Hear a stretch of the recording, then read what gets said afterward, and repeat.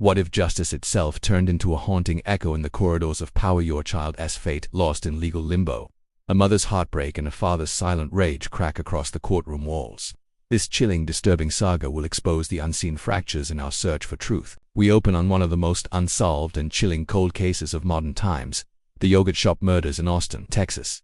4 teenage girls vanished into a night of horror in 1991, only to be found shot execution style, and the scene set ablaze. Real events that shattered a community. What twisted criminal mind orchestrated this atrocity, and why has justice remained stubbornly out of reach? In the early 2000s, 2 young men were convicted, but their confessions were later overturned, tainted by coercion and lacking DNA validation. The evidence, including a new DNA match in 2020, remains frustratingly elusive, hinting at a hidden truth just beyond our grasp. Across oceans and decades, the disappearance of 3-year-old Madeleine McCann in 2007 tormented families worldwide. Another disturbing, unsolved wound in true crime history. Her vanishing from a family vacation remains shrouded in anxiety, speculation, and the haunting echoes of what parental agony feels like. In both cases, forensic breakthroughs stir hope. The yogurt shop crime scene yielded a DNA match to an unknown male, and in Madeleine's case, German investigators zeroed in on Christian Bruckner as a suspect. Both remain legally unresolved.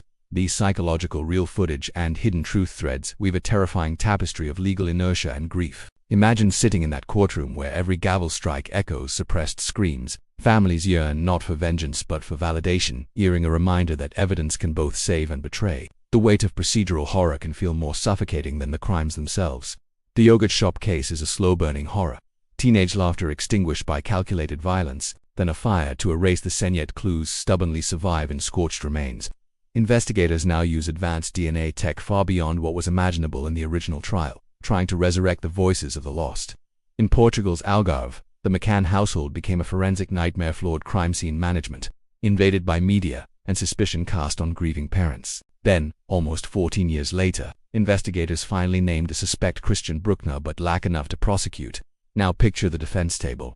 Attorneys wield charts, DNA specialists, and timelines like weapons. Every word ripples through the jury, each silence laden with psychological dread. The courtroom becomes a crucible where grief, doubt, and law collide. As the judge calls a recess, cameras flash inly to reveal broken families reeling in the shadows. But here's the twist.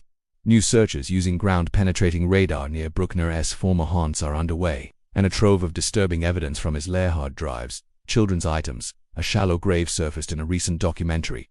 A breakthrough looms. Cliffhanger warning. The prosecution leans on photographs never before shown to the public, images of the charred yogurt shop interior, crime scene markers barely visible through ash. They argue that these fragments, though incomplete, form a pattern only the killer could have left. Jurors shift uncomfortably, sensing the weight of what's implied but not yet proven. In the McCann investigation, prosecutors confront a similar burden. Persuasive, circumstantial links to Bruckner, but no body, no smoking gun. They present his disturbing digital archive, recovered from a hidden cache, filled with thousands of illicit images. For investigators, it is evidence of a criminal mind capable of abduction. But for the court, it remains dangerously circumstantial. The defense seizes on every crack pointing to decades-old contamination in the yogurt shop case and forensic blunders in Portugal. They argue that emotional outrage should not replace scientific certainty. It's a tactic as old as the justice system itself, sowing just enough doubt to fracture a unanimous verdict. And doubt, in legal terms, is a powerful weapon. Jurors are reminded that the law demands proof beyond reasonable doubt, not a hunch, not a suspicion, not even a strong likelihood. In a high-profile true events case, this burden can feel like a fortress no amount of grief can breach. The mothers in both cases sit motionless in court, their eyes fixed on the attorneys, as if searching for an anchor in a sea of legal language. The absence of their children is a wound no verdict can heal, but the hope of truth is the only air they can breathe. That hope teeters each time the defense dismantles another thread of the prosecution's case. Behind the scenes, forensic experts work on evidence that didn't exist when these cases first broke. Mitochondrial DNA extraction from degraded samples, advanced soil analysis to trace movement patterns, technology trying to bridge decades of silence, but science has its limits, and so does patience. Each delay, whether due to appeals, legal maneuvering, or international coordination, feeds the narrative that the system is incapable of delivering closure. For some, it's not just a legal battle, it's a psychological endurance test. The media's role becomes a double-edged sword. Real footage from past trials plays in documentaries and news specials, cementing public opinion long before a verdict. Defense teams argue this creates bias. Prosecutors counter that transparency keeps the hidden truth from staying buried. Then, an unsealed affidavit shocks the room. In the yogurt shop case, A previously unknown witness claims to have seen two suspicious men fleeing the scene on the night of the murders. The statement is decades late, but eerily detailed. Could this be the missing puzzle piece, or just another phantom lead? In the McCann proceedings, German police confirmed they've found fibers in a van, once used by Bruckner, that cannot be excluded from matching Madeleine's clothing. It's not definitive, but it's enough to ignite a media firestorm. The judge warns both sides. The next phase of testimony will change everything. The prosecution's star forensic analyst takes the stand, her voice steady as she describes the painstaking recovery of DNA from a single hair found in the yogurt shop debris. The chain of custody, she insists, is airtight. Every syllable is aimed at dismantling years of doubt, but the defense is ready. They highlight that the DNA belongs to an unknown male with no current match in Ladies and gentlemen of the jury, the attorney says, pausing just long enough for the silence to sting, unknown means innocent until proven guilty. In Germany, prosecutors walk jurors through Bruckner's digital timeline the night Madeleine vanished. Cell tower pings, incriminating web searches, and his presence within 2 miles of the resort. The mosaic of evidence is damning, yet still, it's circumstantial without a direct physical link. The court listens as an FBI behavioral profiler details the psychology of arson in the yogurt shop murders. Destroying evidence, they explain, often comes from a calculated mind seeking to erase identity both of the victim and the perpetrator's own involvement. It's chilling to hear murder dissected like a science experiment. In the McCann trial, a Portuguese detective breaks down under cross-examination. He admits that critical evidence from the apartment may have been compromised in the first 24 hours. Gasps ripple through the gallery, years of investigative work potentially undermined in a single confession. The prosecution pivots to emotional testimony. Parents take the stand, describing the moment they realized their children were gone. The gallery goes still. The only sound is the quiet, painful breathing of those reliving their worst memories. Then, a twist.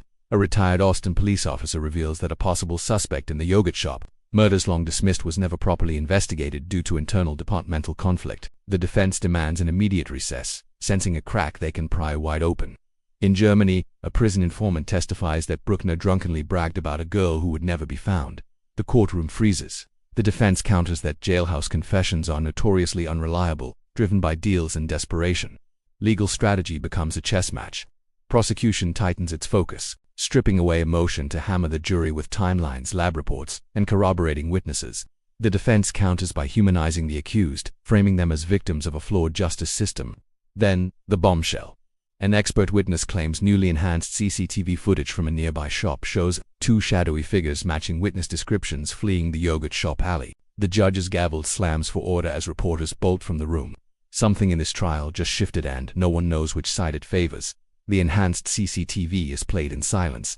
The grainy figures sprint into the darkness, one glancing over his shoulder, his face half lit by a street lamp. The gallery leans forward, hungry for clarity in the blur. The defense attacks immediately, arguing the footage is too poor to be admissible, that the human brain sees patterns where none exist. The judge orders the jury to consider the clip with caution, but the image has already burned itself into their minds. In the McCann case, a breakthrough of a different kind emerges. Forensic testing on old fibers yields a partial mitochondrial DNA profile compatible with Madeleine's maternal line. Not a match, but a whisper of her presence in Bruckner's van. German prosecutors seize the moment, connecting the DNA result to cell tower records and Bruckner's own travelogues. The defense demands the test be thrown out, citing contamination risk after so many years. The legal tug-of-war becomes almost physical. Back in Texas, the retired officer is recalled to the stand. Under oath, he admits to destroying a notebook that contained names of potential suspects. The air in the courtroom feels heavier with each word. Justice denied not by a killer's cunning, but by institutional negligence. The prosecutor's closing in the yogurt shop case is surgical. "We do not ask for revenge," she tells the jury. "We ask for truth." Her words hang in the air, trembling under the weight of 30 years of unanswered questions. In Germany, the prosecutor's voice is quieter, almost mournful. He tells the jury that this is not about the perfect case. It's about a child who vanished and a man whose life's trail is paved in predation. The courtroom is still, save for the scratching of a reporter's pen. The juries retire in both trials. Hours stretch into days. Outside, news vans wait like vultures, the public's appetite for resolution clashing with the slow grind of legal reality. Then the verdict: Texas, no conviction; Germany, no verdict. Proceedings suspended for further investigation. Gasps, tears, the crushing sound of nothing resolved, echoing through both courtrooms like a door slammed shut. And so, the haunting truth remains: 2 crimes, decades apart, tethered by the same shadow, a justice system that can illuminate horrors yet leave them unresolved. The victims' families walk into the daylight, no safer than before, but still carrying the unbearable weight of knowing the killer might still be free.